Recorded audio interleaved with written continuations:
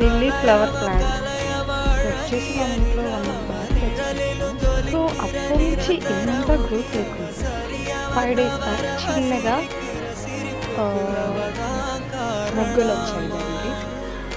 2 days తర్వాత అది చాలా క్యూట్గా విప్పుకుంది. విప్పుకున్న సందర్భంగా నేను నాటుకోడి రాగి ముద్ద తిన్నా. హ్యాపీనెస్ తట్టుకోలేక దాని తర్వాత 3 days లోపు మనకి పూలు వచ్చేసాయి. నా వీడియోస్ అంతా ఆఫ్ చేయడానికి కారణమే ఈ కోడి.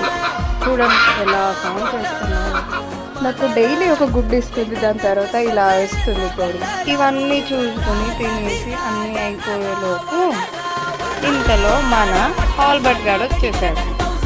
ఆల్బర్ట్కి వచ్చేసి డైలీ నేను వచ్చిన తర్వాత చాలా ఎగ్జైట్మెంట్ ఫీల్ అవుతున్నారు. ఫైనల్లీ పూలు చూసుకోండి ఎలా వచ్చాయో, చాలా బ్యూటిఫుల్గా